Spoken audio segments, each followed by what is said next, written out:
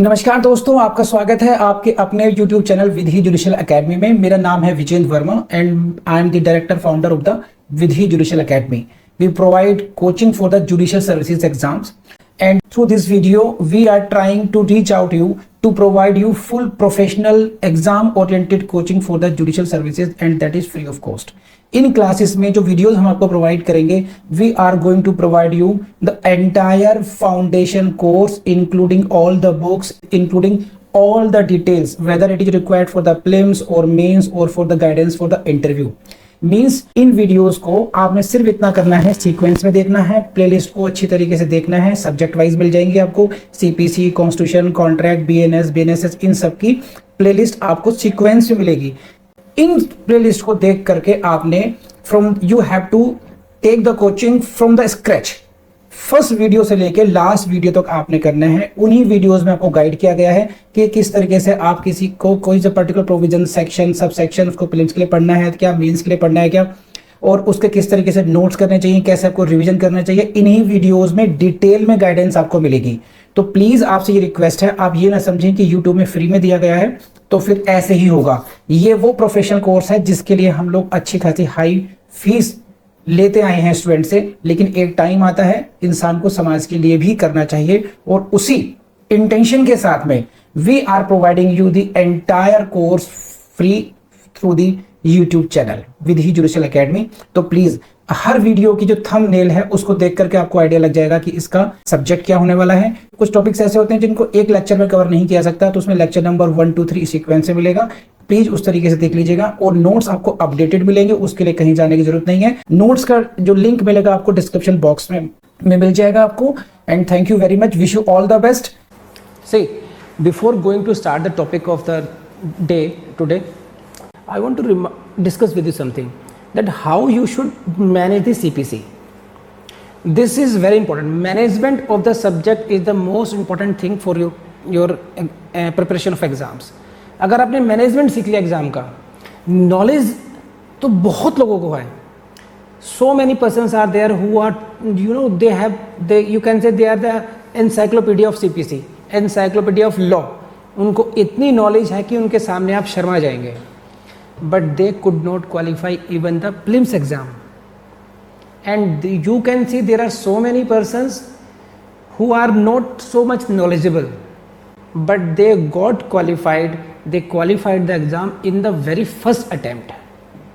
Out of you who are appearing in the courts, जो आप ऐसे प्रैक्टिस करते हैं, sometimes you come out of the court और ये कहते हैं अरे इसे किसने जज बना दिया, इसको इतना भी नहीं पता। Sometimes you say like that, means you put a question mark on the knowledge of the judge himself. है कि नहीं, होता है ऐसा। तो फिर ऐसा कैसे हो रहा है कि आपके हिसाब से the person who is a sitting जज right now, but he is not so much knowledgeable, because exams are not qualified only on the basis of knowledge. Exams are qualified on the basis of the combination of knowledge and best management. If your management is better, then even with the lesser knowledge you can qualify the exam. But if your management is poor, even if you are very very highly knowledgeable person, there are chances that you may not taste success. समझ में बात नहीं? तो management is very important. Now management, how will you manage the subject now? In that case, you should break your preparation in 3 stages. How? For the purpose of prelims, for the purpose of mains, and for the purpose of interview. Because demand of every stage is different.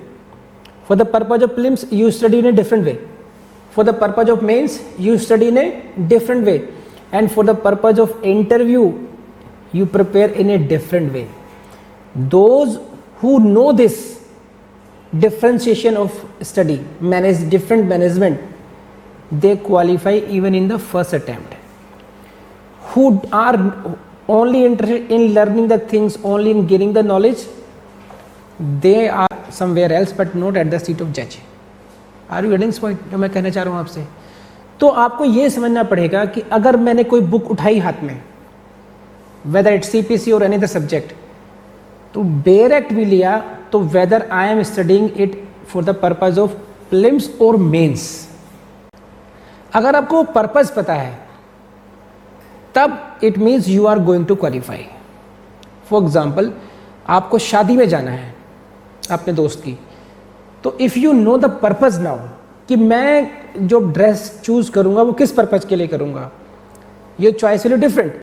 If you are going to attend some birthday party of your friend, your choice of your dress will be different. And if you are going to appear in the court as a professional, your choice of the dress will be different. It means same thing is with your stage of examination. If you are going to appear in your prelims, your way of studying is different. If you are going to appear in mains, your way of studying is again different, and same thing is with the interview. Got it or not? So always keep in mind, always keep questioning to yourself कि right now I am studying for which stage now. If I am studying today, if I am going to devote 2 hours, तो मैं किस stage के लिए पढ़ रहा हूँ उस समय। समझ में आता है आपको? अगर आपके अंदर वैसा रखेंगे, आप अपने माइंड को उस तरीके से अलर्ट रखेंगे, तो जनरल पढ़ने का तरीका आपका खत्म हो जाएगा ऑटोमेटिकली। बात समझ में आ गई? तो इस तरीके से आपको सीपीसी का मैनेजमेंट करना है। सीपीसी के मैनेजमेंट में first part is remove the phobia in your mind. First of all वो अपने दिमाग से वो निकाल दीजिए कि भाई ये इतना मुश्किल सब्जेक्ट है, इसे कैसे कवर करेंगे। पहले बार तो साइकोलॉजिकल वॉर ही है ये।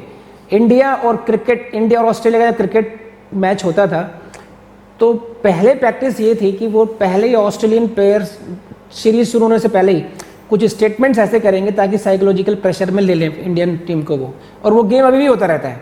अब हमारी टीम थोड़ा एग्रेसिव हो गई है, अब हम भी लेने की कोशिश करते हैं, तो साइकोलॉजिकल गेम बड़ा प्ले करता है, रोल प्ले करता है। साइकोलॉजिकली अगर आपने पहले से मान के चल रहे हैं कि CPC is very difficult, if you have feeded your mind in such a way that no this is CPC very difficult, then it will remain difficult forever. But if you understand कि no, it's okay, we are going to finish it as a child play, तो you will finish it as a child play itself. तो psychological जो आपके जो thinking है वो बहुत important है। तो as a part of management first part आपका यही होना है कि you should be ready to learn it as a fresh subject and it's very easy subject for you will think. Next comes then you will have to accept the next reality. Next reality is that even if you do your whole year, complete 1 year you devote to CPC, there are chances, 5%, 10% chances that even in that case you will not be able to solve all the questions in prelims. 100% solution of all the question of prelims may not be possible. It means if you are going to see about 15 questions, in that case there are chances that you may solve only 13 questions. So what is this then? The second thing is that give acceptance to this, that I am going to solve 90% questions in prelims in CPC. Once you accept it, you are going to leave something, no problem, then you leave your greed for everything. Then you start ki okay, I should leave it, even if it comes I will leave it, no problem. Otherwise on every information you become greedy. oh ऐसा तो नहीं, ये आ गया तो क्या होगा, ये आ गया तो क्या होगा, अब ये आ गया तो क्या होगा, if it comes what will happen. This fear ruins your life actually. You keep on gathering everything then, and then it ultimately it's your mind, we are not able to reproduce everything, then whatever you have learned, तो वो भी छूट जाता है, जो हमने सीखा वो भी रिप्रोड्यूस हम लोग नहीं कर पाते हैं। तो बातें बताई मैंने आपको। पहले साइकोलॉजिकली ये इजी सब्जेक्ट है, आसानी से आप लोग कर लेंगे। दूसरी बात ये एक्सेप्टेंस ऑफ रियलिटी कि हमें 100% नहीं करना है। Third point, if you have come to this conclusion कि yes selectively I am going to leave some questions, then your first focus should be on mains now, because you are going to see a large portion of your syllabus of CPC in mains, because in most of the states, in many states I should say, in Haryana, in Delhi, Punjab Judicial Services, there is a paper of civil law. If you go to UP, there is a question paper of CPC. They will ask directly the question from CPC itself. In Uttarakhand, they will ask directly question only on CPC. But if you are going to appear in HJS exam, if you are going to appear in Delhi, there is a paper not of CPC, of civil law. In case civil law, then maximum portion, maximum attention goes to the CPC. Therefore, while dealing with the CPC, our most of the time attention should go to those portions, those areas which are important for your mains. Because if you prepare for those topics, automatically more than 50% of the prelims question will be solved. So we will be doing 2-in-1 things. We are preparing for mains, but automatically we are doing the preparation of prelims as well. मेरी बात समझ में आ रही है ना आप लोग? मैं क्या कह रहा हूँ आप लोगों को? तो ये थर्ड पॉइंट हुआ आपके लिए कि आप लोगों को फोकस करना है मेनली फॉर सिलेबस पे. Then comes what you will do, then comes the easier part that is relevant only for the prelims point of view. How? Date of enforcement and the durations, in how much time a written statement should be filed, in how much time appeal should be filed, and how much time should be given for the amendment of the pleadings. Okay, how much this is 30 days somewhere, 30 days somewhere, 15 days somewhere, 7 days, 1 week, like this. ये जो time periods है, ये एक या दो question we will get from there. Compensation money, penalty, duration of civil prison, who are exempted from civil personal appearance, who are exempted from arrest. ये जो typically questions है, I will be guiding you कि जो prelims में आते ही आते हैं, जिनका मेंस में कभी कोई मौका नहीं है, लेकिन बहुत सिंपल है. समझ रहे बात? तो वो हमारा अलग से बनाते हैं, हम लोग अलग से तैयार करते हैं, अलग से हमें नोट्स बनाने चाहिए आपको. We should prepare separate notes for those topics. तो mains and few topics only for prelims करके रखे हम लोगों ने. Got it or not?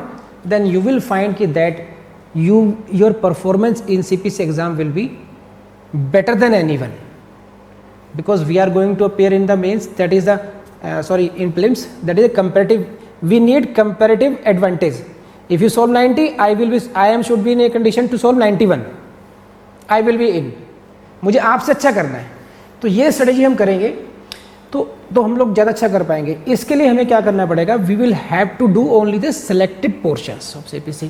तो in CPC we are going to deal with only the selected portions, not every line of the bare act. Most of the sections, section 1 to 158, almost 90% of the sections will be dealt because they are important for prelims as well. But regarding the orders, few areas are important, and we are not going to deal all the orders, order 1 to 51, and all the rules we are not going to do this. We will do only the relevant areas, which can cover almost all the syllabus of mains and 90% questions of prelims, because 100% it cannot be done even if we do all the 51 orders. सारे 51 orders करेंगे तो सब भूल जाएंगे हम, तो selected portion करेंगे. तो प्लीज़ रेज हैंड अगर ये बात समझ में आ गई हो तो. इन बातों को भाई आप लोग ध्यान में रखेंगे तो लास्ट तक आपको दिक्कत नहीं आएगी हमें किस तरीके से पढ़ना है इसमें. ठीक है, तो आज का टॉपिक नोट्स मिल गया आप लोगों को. चलिए शुरुआत करते हैं. सी the very first step in the civil litigation is the institution of suit. You start civil litigation with what? Institution of the suit. हम civil litigation शुरू करते हैं, किससे शुरू करते हैं? Start with the institution of the suit, है ना? And if I am saying you कि institution of suit, then means first of all we should know the meaning. What is the meaning of suit? What is the technical meaning of this? And for that purpose, this is the question of your prelims. The term suit has not been defined in code. Don't get confused in your exam. They may ask you question. The term suit has been defined under section 22, 25, 26, 27. None of the above. Answer is none of the above. The term suit has not been defined in the code. Please note down it. And then what is this? A suit is a civil proceeding instituted by the presentation of plaint. Any proceeding which is started by plaint, we call it suit. And please note down the case का name. Name case Hansraj Gupta versus Official Liquidator of Dehradun Mussoorie Electric Tramway Company. कर लेंगे.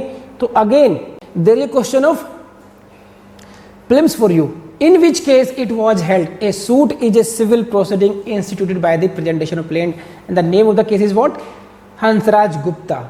Got it or not? So this is the first slide for you, but at least 2 questions in your prelims. Please highlight it, please note down and keep revising it. And if I am talking about the institution of the suit, in this case section 26 becomes very important. What is this? Every suit shall be instituted by the presentation of the plaint. Section 26 also supports this. It says what? Every suit shall be instituted by the presentation of plaint. Now the question is, again prelims question, which section provides that every suit shall be instituted by presentation of plaint? And answer is 26. Very simple. देखिए चीज़ें मैं बार बार कहता हूँ, चीज़ें मुश्किल बिल्कुल नहीं है. Judiciary, to my experience, judiciary is the most easier subject in current scenario. It is giving you too much than it requires in terms of hard work. जितनी मेहनत आपसे करवाता है उसकी तुलना में ये आपको बहुत कुछ दे रहा है. For example, if you prepare for SSC, even for SSC, it takes too much labor in that case. But what will it will give you? Not that kind of status, not that kind of perks, but almost in terms of months preparation, it is requiring same kind of hard labor but giving you 10 times more. चीज़ें छोटी छोटी हैं, but you should know it. तो my duty is कि I should draw your attention towards every line from where you will see question in prelims, from where you will see question in mains. Your duty is to remember it. बस you keep remembering, keep in your mind always. This is every suit shall be instituted by the presentation of plaint. Which section says it? About section 26. But simple सी बात है. Next question prelims will come. In every plaint facts shall be proved by affidavit. Which section says it is said again? 26. And again this can be question of prelims, that in every plaint facts shall be proved. Option A, B, C, D इस तरीके से question पूछ लेंगे. Answer is by affidavit. See मैं if I am saying कि question of prelims यहाँ से prelims से क्वेश्चन आएगा, यहाँ से प्रीलिम्स से क्वेश्चन आएगा, इसका मतलब ये नहीं कि ये क्लास केवल प्रीलिम्स के लिए है. ये प्रीलिम्स के लिए भी है, मेंस के लिए भी है.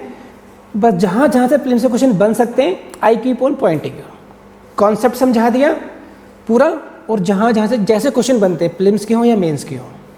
ठीक है ना, कर लेंगे. Now come to the, if we are talking about the suits, these are the essentials of suit. There are 4 essential suits. Number 1, opposing parties.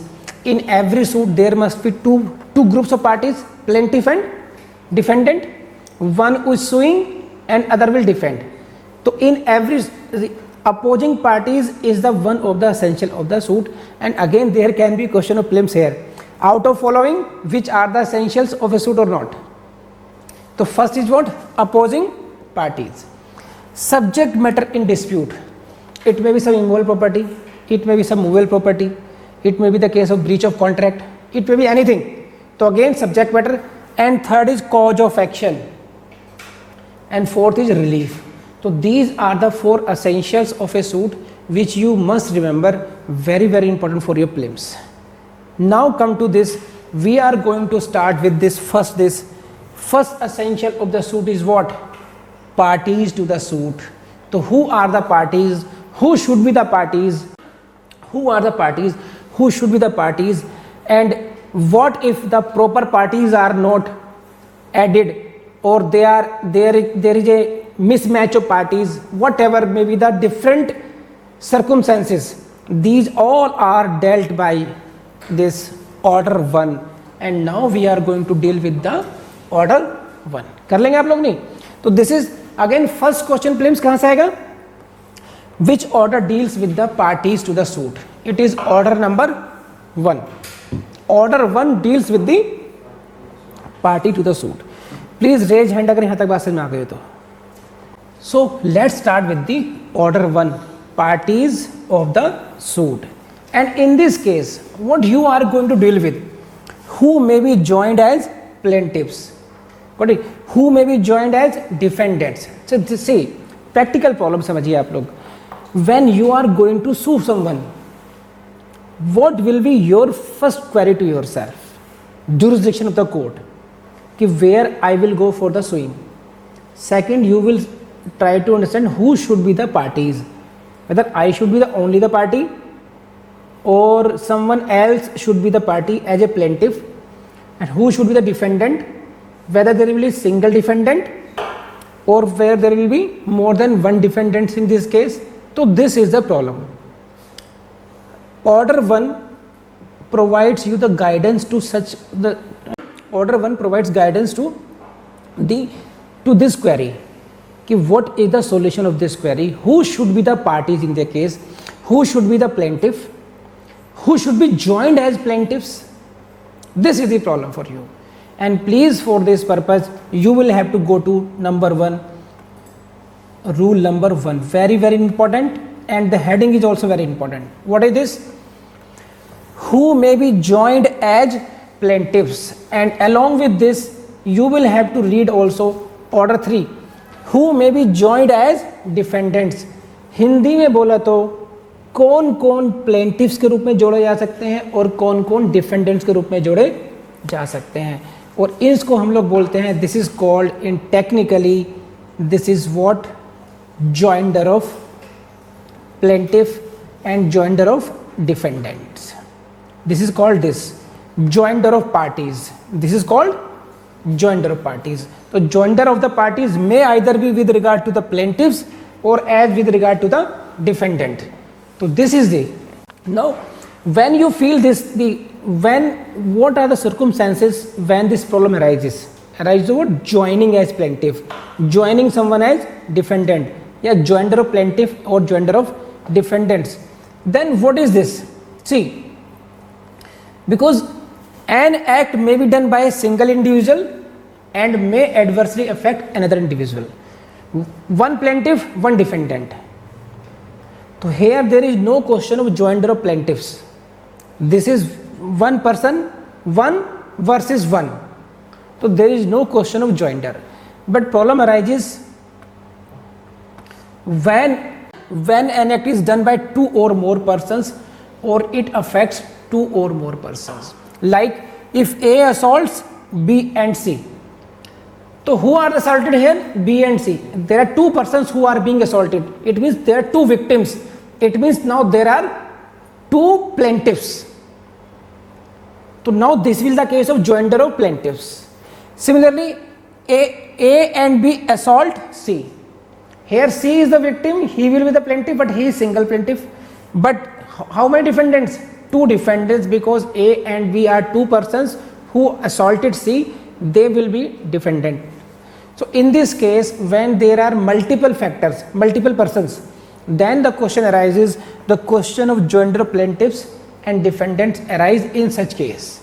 And the solution of this, the guiding principle are in rule 1 and rule 3 for you.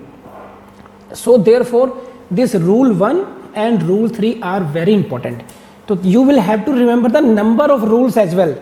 Which rule? 1. Which rule? 3. कर लेंगे आप? So this is the rule 1 for you. Who may be joined as plaintiffs? All persons may be joined in one suit as plaintiffs where, please highlight, any right to relief in respect of or arising out of the same act or transaction. Please highlight this. Right to relief, please highlight same act or transaction or series of acts or transactions is alleged to exist in such persons whether jointly, severally or in the alternative. इसको समझ लीजिए. And further it is what? And if such persons brought separate suits, any common question of law or fact would arise. This is the bare act language. Now you see this. Basically, please see this slide. The question is this: who can be joined as plaintiffs, joinder of plaintiffs? So two conditions must be satisfied.